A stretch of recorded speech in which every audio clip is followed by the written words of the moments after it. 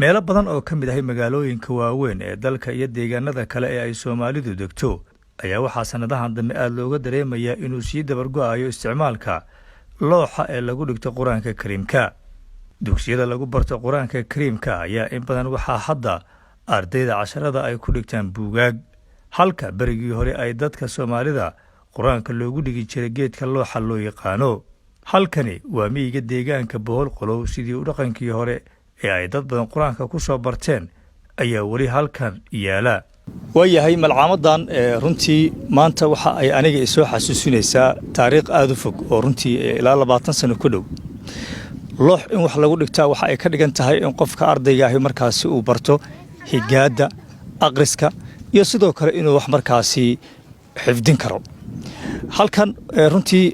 waxa moodaa in runtii xasuus badan oo aan filayo daawadayaal badan oo Quraanka Kariimka ku soo barta loox in runtii ay dib markaasi ugu celinayso waqtigii ay Quraanka ay soo baran jireen. geedkan hoostiisa waa dugsi waxa yimaada ku dhawaad 100 arday kuwaas oo lagu baro Quraanka Kariimka waxaana wax loogu dhigaa loox taasoo ardayga u sahlaysa inuu dhaqso barto aqriska iyo qoridda Quraanka Kariimka. والعاديات وأول كردبي العاديات ألف وريلام لقرابي عاديات عين كرد ألف قرابي ديات ديدي لوستبي macalinka halkan ardayda ku bara Quraanka Kariimka ayaan waxa aan weydiiyay dhowr su'aalood oo ay ka mid ahaayeen sida ay u suurtageliyeen